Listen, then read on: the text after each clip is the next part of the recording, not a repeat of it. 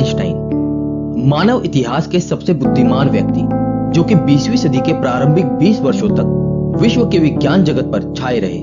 उन्होंने अपनी खोजों के आधार पर अंतरिक्ष, समय और गुरुत्वाकर्षण के सिद्धांत दिए।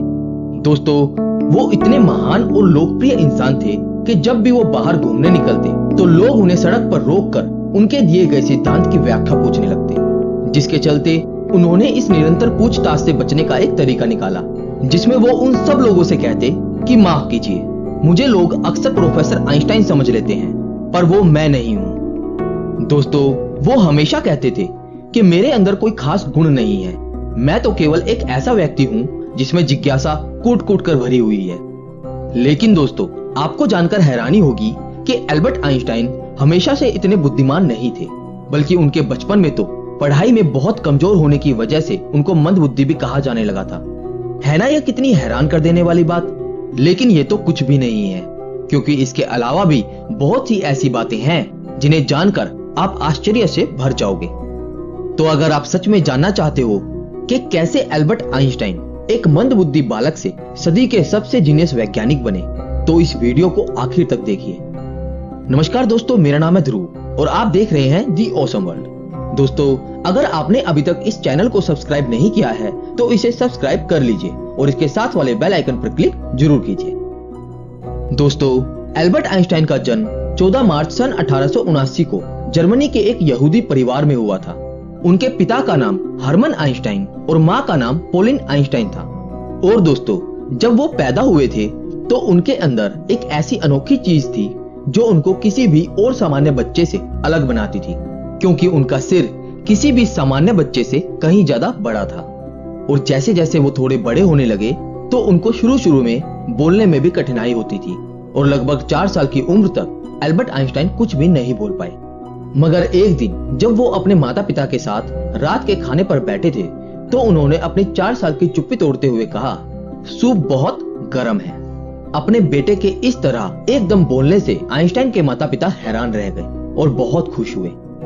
दोस्तों, बचपन में आइंस्टाइन को अपने उम्र के बच्चों के साथ खेलना बिल्कुल पसंद नहीं था और उन्होंने अपनी ही एक अलग दुनिया बना रखी थी, क्योंकि वो हमेशा पेड़ पौधों और इस ब्रह्मांड के बारे में सोचते रहते थे।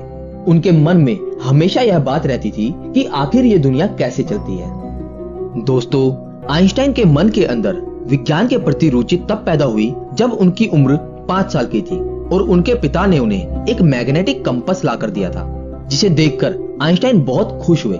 लेकिन जब उस मैग्नेटिक कंपास की सुई हमेशा उत्तर दिशा की तरफ रहती तो उनके दिमाग में हमेशा ये सवाल आते थे कि ऐसा कैसे और क्यों होता है।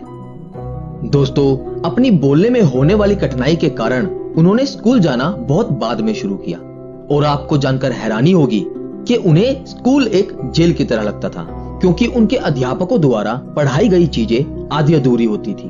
वो समझने से ज्यादा किताबी ज्ञान को रटना सिखाते थे और इसीलिए वो अपने अध्यापकों से अजीब अजीब से सवाल पूछा करते थे, जिसकी वजह से आइंस्टाइन को अध्यापकों ने मंदबुद्धि भी कहना शुरू कर दिया था।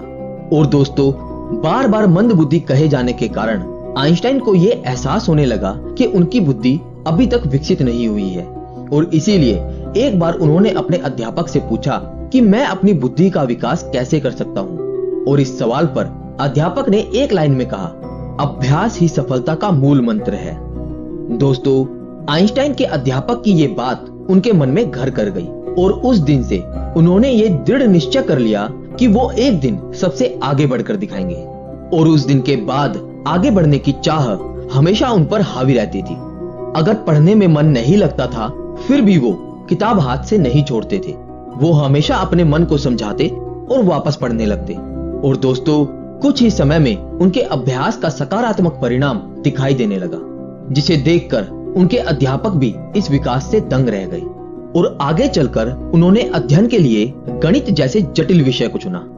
लेकिन दोस्तों, आर्थिक स्थिति कमजोर होने की वजह से उनकी आगे की पढ़ाई में थोड़ी समस्या हुई। दोस्तों, वो शौक और मौज पर एक पैसा भी खर्च नहीं करते थे। चलिए मैं आपको इस बात से जुड़ा एक बहुत मशहूर किस्सा उनके बारे में सुनाता हूँ। एक दिन की बात है जब बहुत तेज बारिश हो रही थी और एल्बर्ट आइंस्टाइन अपनी हैट को बगल में दबाए जल्दी जल्दी घर जा रहे थे और छाता ना होने के कारण वो भीग भी गए थे। तभी उन्हें रास्ते में एक सज्जन मिले, जिसने उनसे पूछा कि भाई, तेज बारिश हो रही है, हैट से सिर को ढकने के बजाय तुम उसे कोट में दबाकर चले जा रहे हो, क्या तुम्हारा सर भीग नहीं रहा है? दोस्तों, इस बात पर आइंस्टाइन ने कहा, भीग तो रहा है परंतु बाद में सूख जाएगा, लेकिन हैट गीला हुआ तो खराब हो जाएगा, और नया हैट खरीदने के लिए ना तो मेरे पास पैसे हैं और ना ही समय। दोस्तों, अपने कठिन परिश्रम और अभ्यास की मदद से आइंस्टाइन ने गणित और भौतिक विज्ञान में महारत हासिल कर ली। और दोस्तों, शिक्षा को लेकर उनका विचार था कि शिक्षा वो है जो आपको तब भी याद रहे जब आप सब कुछ भूल गए हो जो आपको याद था। और समय के साथ साथ वो इतने बुद्धिमान हो गए कि उन्होंने बहुत सारी अद्भुत खोज की। आज की दुनिया उनको थ्योरी ऑफ रिलेटिविटी यानी सापेक्षता के सिद्धांत और द्रव्यमान ऊर्जा समीकरण E=mc² के लिए जानती है। दोस्तों, उन्हें सैद्धांतिक भौतिकी और खासकर प्रकाश विद्युत उत्सर्जन की खोज के लिए सन 1921 में नोबेल पुरस्कार से भी सम्मानित किया गया।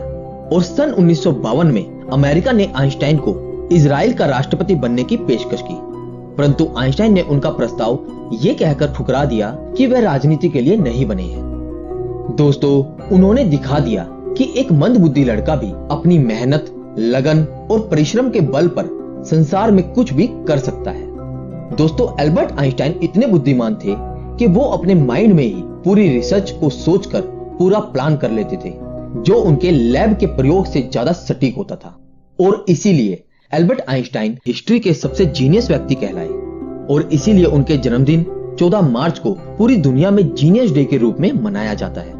लेकिन दोस्तों, एल्बर्ट आइंस्टाइन का यह मानना था कि प्रत्येक इंसान जिसने धरती पर जन्म लिया है वो जीनियस है, लेकिन यदि आप किसी मछली को उसकी पेड़ पर चढ़ने की योग्यता से जज करोगे तो वो अपनी पूरी जिंदगी यह सोचकर जिएगी कि वो मूर्ख है। दोस्तों, निजी गतिविधियों के कारण आइंस्टाइन को जर्मनी छोड़कर अमेरिका में शरण लेनी पड़ी।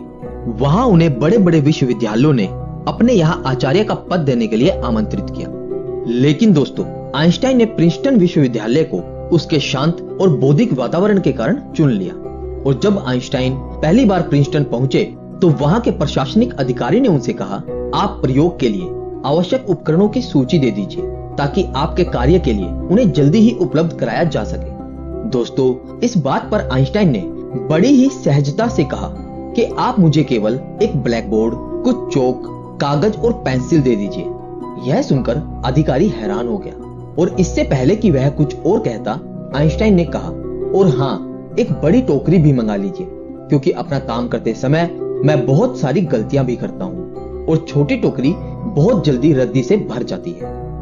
दोस्तों, आइंस्टाइन गलतियां करने से कभी नहीं डरते थे, बल्कि उनका कहना था कि जिस व्यक्ति ने कभी कोई गलती नहीं की उसने कभी कुछ नया करने की कोशिश नहीं की। दोस्तों, एल्बर्ट आइंस्टाइन बहुत अलग अलग तरह से प्रयोग करते थे। उनके प्रयोग करने का हर तरीका एक दूसरे से बहुत अलग होता था, क्योंकि वो कहते थे कि सबसे बड़ा पागलपन है एक ही चीज को बार बार करना और हमेशा अलग परिणाम की आशा करना। दोस्तों, अभी तक मैंने आपको एल्बर्ट आइंस्टाइन के बारे में वो सब बातें बताई जिससे पता चलता है कि वो कितने महान वैज्ञानिक थे। लेकिन दोस्तों, अब जो मैं आपको बताने जा रहा हूँ उसको सुन के आप चौंक जाएंगे, क्योंकि हमारे जीनियस नंबर 1 की याददाश्त कुछ खास अच्छी नहीं थी। उन्हें डेट्स और फोन नंबर्स याद रखने में बहुत मुश्किल होती थी। यहाँ तक कि जब एक बार आइंस्टाइन के एक सहकर्मी ने उनसे उनका टेलीफोन नंबर पूछा तो आइंस्टाइन पास रखी टेलीफोन डायरेक्टरी में अपना नंबर ढूंढने लगे। सहकर्मी चकित होकर बोला, आपको अपना खुद का टेलीफोन नंबर भी याद नहीं है? तो आइंस्टाइन ने कहा, नहीं, भला मैं ऐसी किसी भी चीज को क्यों याद रखूं जो मुझे किताब में ढूंढने से आसानी से मिल जाती है। दोस्तों, एल्बर्ट आइंस्टाइन व्यवहारिक दुनिया की भी बहुत सी बातों को अक्सर भूल जाया करते थे। चलिए इस बात से जुड़े कुछ किस्से मैं आपको सुनाता हूँ। पहला किस्सा, एक बार की बात है जब आइंस्टाइन प्रिंसटन यूनिवर्सिटी में कार्यरत थे, तो एक दिन यूनिवर्सिटी से घर वापस आते समय वो अपने घर का पता ही भूल गए। यद्यपि प्रिंसटन के अधिकतर लोग आइंस्टाइन को पहचानते थे, लेकिन जिस टैक्सी में वो बैठे थे उसका ड्राइवर उन्हें नहीं पहचानता था। आइंस्टाइन ने ड्राइवर से कहा, क्या तुम्हें आइंस्टाइन का पता मालूम है? ड्राइवर ने जवाब दिया, प्रिंसटन में भला कौन उनका पता नहीं जानता। यदि आप उनसे मिलना चाहते हैं तो मैं आपको उनके घर पहुंचा सकता हूं। तब आइंस्टाइन ने ड्राइवर को बताया कि वो स्वयं ही आइंस्टाइन है और अपने घर का पता भूल गए हैं। यह जानकर ड्राइवर ने उन्हें उनके घर तक पहुंचाया और आइंस्टाइन के बार बार आग्रह करने के बावजूद भी टैक्सी का किराया नहीं लिया। दूसरा किस्सा, एक बार आइंस्टाइन प्रिंसटन से कहीं जाने के लिए ट्रेन से सफर कर रहे थे, लेकिन जब टिकट चेकर उनके पास आया तो वो अपनी टिकट ढूंढने के लिए जेबें टटोलने लगे और जेब में टिकट ना मिलने पर उन्होंने अपने सूटकेस को चेक किया और जब सूटकेस में भी टिकट नहीं मिला तो वो अपनी सीट के आसपास खोजने लगे।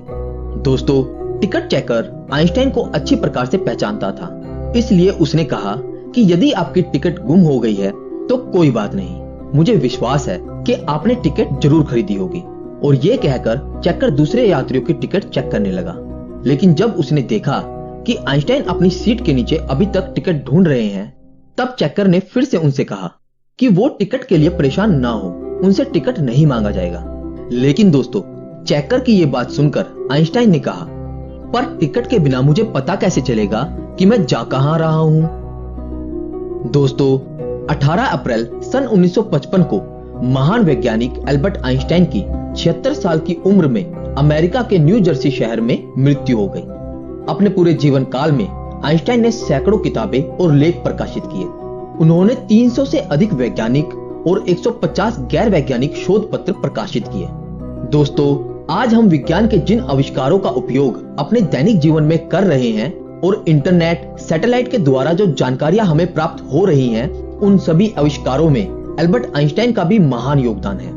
और यहाँ तक कि उनके दिए गए अनेकों सिद्धांतों की बदौलत ही आज नए नए आविष्कार संभव हो पा रहे हैं। लेकिन दोस्तों, आइंस्टाइन को अपने जीवन में सबसे ज्यादा दुख तब हुआ था जब उनके वैज्ञानिक आविष्कारों के कारण बाद में परमाणु बम का आविष्कार हुआ था, जिससे कि हिरोशिमा और नागासाकी जैसे नगर ध्वस्त हो गए थे। दोस्तों, आइंस्टाइन की मृत्यु के बाद उनके शव परीक्षण के दौरान एक रोग वैज्ञानी ने आइंस्टाइन के परिवार की अनुमति के बिना उनका दिमाग निकाल लिया था और यह अनैतिक कार्य डॉक्टर थॉमस हार्वे ने उनके दिमाग पर रिसर्च करने के लिए किया था। उसके बाद आइंस्टाइन का दिमाग 20 सालों तक एक जार में बंद रहा और सन 1975 में उनके बेटे हैंस की आज्ञा से उनके दिमाग को 240 भागों में बांटकर कई वैज्ञानिकों के पास भेजा गया, जिनको जांचने के बाद उन्होंने पाया कि उनके दिमाग में किसी भी आम इंसान से ज्यादा सेल्स मौजूद थे। तो दोस्तों, आज के लिए बस इतना ही।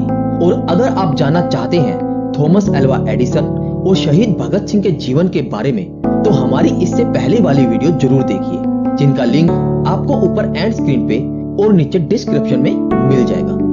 दोस्तों, अगर आपको वीडियो अच्छी लगी तो इसे लाइक और शेयर करना ना भूलें। Thanks for watching.